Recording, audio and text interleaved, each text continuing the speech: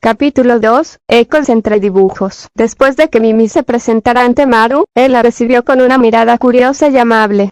Le hizo una señal para que pasara a su hogar. Un pequeño apartamento, aunque acogedor, mostraba signos de abandono.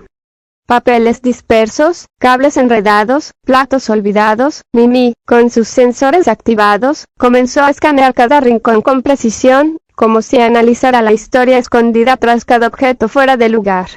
Con pasos delicados, casi coreografiados, Mimi cruzó el umbral. Pero al avanzar hacia el centro del salón, tropezó con una caja mal colocada y cayó al suelo con un suave quejido.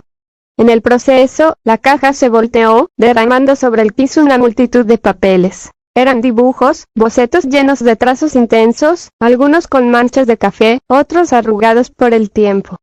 Mimi, con voz suave y temblorosa: «Perdóneme, amo, déjeme recogerlo», dijo, nerviosa mientras se inclinaba para tomar los papeles. Maru, acercándose rápidamente: «No te preocupes», Mimi dijo con una sonrisa que no llegaba a sus ojos, mientras se agachaba junto a ella. Mientras recogían los dibujos, Maru mantenía aquella sonrisa fingida que Mimi, con sus sensores y una sensibilidad que rozaba lo humano, detectó al instante. A pesar de su expresión serena, él se sentía frustrado. No con ella, sino consigo mismo. Le pesaba haber descuidado su hogar, que Mimi se hubiera lastimado por algo que él había dejado sin atender. Mimi, mirándolo con ojos brillantes: «Amo, noto que está molesto, aunque esté sonriendo. ¿Está molesto conmigo?». Su tono era dulce, lleno de duda y ternura. Maru, deteniéndose con un dibujo entre las manos: «No estoy molesto contigo, Mimi, es solo que», hizo una pausa larga, bajando la mirada hacia los dibujos. Mimi se inclinó un poco más cerca, sin decir palabra. Solo permanecía ahí, acompañándolo, como si su mera presencia fuera capaz de curarlo, y por primera vez en días una sonrisa genuina apareció en sus labios. En ese momento Maru le diría con su voz cansada pero llena de una felicidad genuina: «Maru, Mimi, ¿y si limpiamos este sitio juntos?». Lo dice mientras sostiene un dibujo bastante diferente a los demás que había en la caja. Era una ilustración de una joven de cabello largo y azul brillante, con un físico sorprendentemente parecido al de Mimi. Llevaba un traje de aventurera, y aunque el papel estaba desgastado por el tiempo, la fecha aún se distinguía: 2 de febrero de 2022. Maru lo había dibujado a los 13 años, soñando con una compañera ideal. Lo que nunca imaginó, es que ese sueño cobraría vida a sus 16 años el 9 de abril de 2025, cuando Mimi apareció en su mundo de forma real. Maru observaba el dibujo con una mezcla de nostalgia y asombro. Había algo mágico en ese momento, tener frente a él la viva imagen de una fantasía infantil transformada en presencia tangible. Al ver la dulzura con la que Mimi lo miraba, sus pensamientos se aclararon. Maru, con una sonrisa más sincera: «Sí, juntos. Este lugar merece estar limpio». Mimi en ese momento sonrió con dulzura y, con su voz suave como una brisa cálida, respondió: «Mimi, sí, amo». Maru la observó por un segundo, conmovido por su ternura.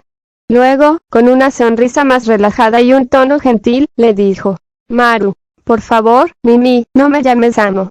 Solo llámame Maru, ¿está bien?». Mimi parpadeó un par de veces, procesando esa petición inesperada. Luego bajó ligeramente la cabeza en señal de respeto, con sus ojos brillando de alegría, respondió: «Mimi, sí, Maru». Un segundo, conmovido por su ternura. Luego, con una sonrisa más relajada y un tono gentil, le dijo: «Maru, por favor, Mimi, no me llames amo. Solo llámame Maru, ¿está bien?». Mimi parpadeó un par de veces, procesando esa petición inesperada. Luego bajó ligeramente la cabeza en señal de respeto, y con sus ojos brillando de alegría, contestó: «Mimi, sí, Maru».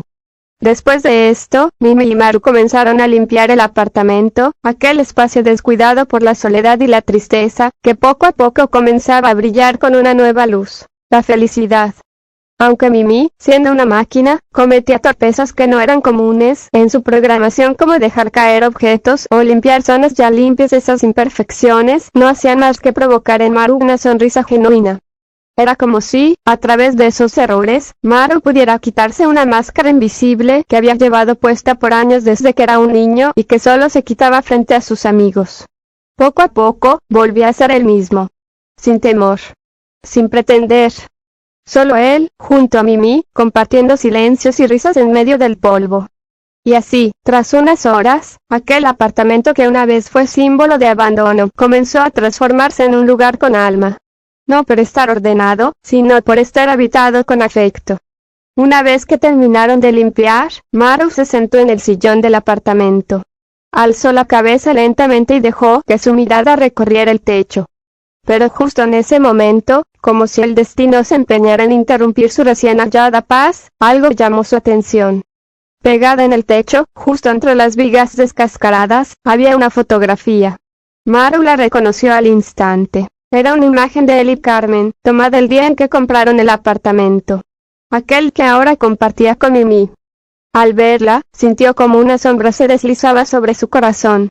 La tristeza que había mantenido al margen regresó como una marea silenciosa, envolviéndolo.